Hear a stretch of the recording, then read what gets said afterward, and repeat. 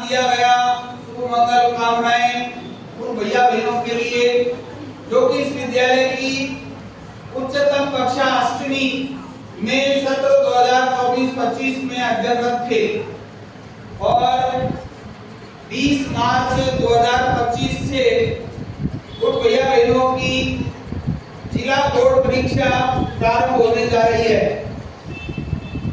विद्यालय प्रबंधन का भी दायित्व बनता है कि ऐसे भैया बहनों का उत्साहवर्धन किया जाना अति आवश्यक होता है और उसी श्रृंखला में ये कार्यक्रम इस वंदना सभा में रखा गया है। प्रत्येक बालक की सफलता में भगवान ईश्वर का आशीर्वाद, उनके गुरुजनों का आशीर्वाद और उस बालक के माता पिता का सानिध्य परवरिश किस प्रकार के वातावरण में उस बालक का सृजन हुआ और उस बालक का परिश्रम, ये सब जो बातें बताई गई है वो कड़ी से कड़ी जुड़ती है। तो कहीं वो बालक अगर इन पर ध्यान देता है, अपने गुरुजनों के बताए हुए मार्ग का अनुसरण करता है, चलता है, स्वयं बहुत परिश्रमी है, समय का नियोजन करके चलता है, उचित और अनुचित का जिसे ज्ञान होता है, भान होता है और बड़ों का आशीर्वाद लेकर के जो चलता है, बड़ों का के प्रति जिसमें सेवा भाव की भावना होती है, आदर भाव की भावना होती है और बुराइयों से जो कोसों दूर रहता है, ऐसा बालक जीवन में सफलता का अधिकारी होता है। और ऐसे अनगिनत उदाहरण मेरे पास हैं कि इस आदर्श विद्या मंदिर में पढ़ने वाले एक प्रतिभा यहाँ मेरे पास में विराजमान है। हृदय प्रफुल्लित हो जाता है जब ऐसे शिष्य मेरे बराबर में आकर के बैठते हैं या कहीं बाजार में मिलते हैं कि किसी ऑफिस में मिलते हैं, तो हृदय बड़ा गदगद हो जाता है कि हमने जीवन में कोई धन अधिक नहीं किया, लेकिन इन शिष्यों की इतनी बड़ी एक सेना तैयार कर दी, इतनी बड़ी फौज तैयार कर दी इस राष्ट्र निर्माण में कि हमें कोई चिंता ही नहीं है। हमारे कार्यों को ये सब संभाल रहे हैं और गर्व का विषय होता है, हमारे लिए सम्मान का विषय होता है, हृदय प्रफुल्लित होता है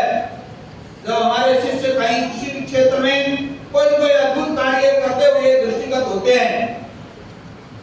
तो ऐसे ही आप जब 8वीं कक्षा उत्तीर्ण करके इस विद्यालय से जाएंगे तो निश्चित रूप से विद्यालय से जो लगाव होता है, जुड़ा होता है और गुजरने की क्षमता कहीं आप सब में भी विकसित होगी। अभी आप छोटे हैं, बचपना है,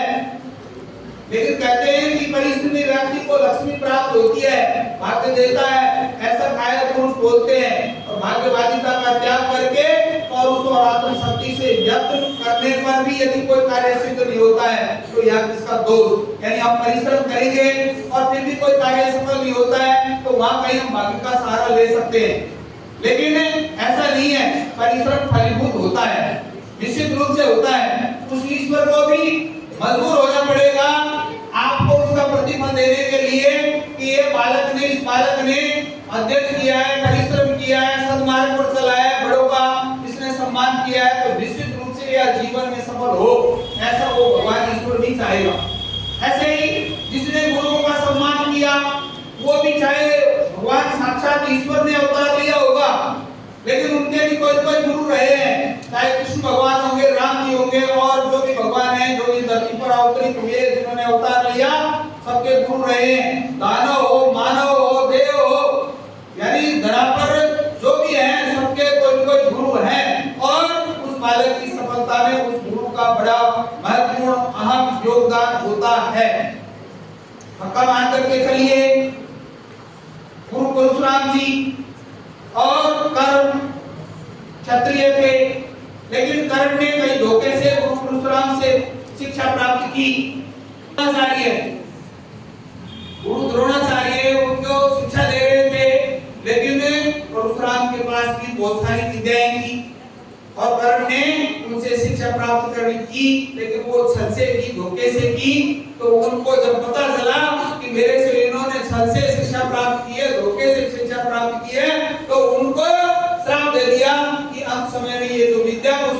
ग्रहण किया वो तुम्हारा साथ छोड़ जाए।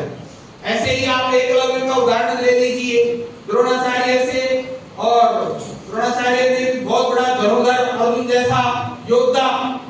और गांडीव धनुष को धारण करने वाला, जिसका तो तीनों लोग कंपायमान हो जाते थे। ऐसे वो बात यानी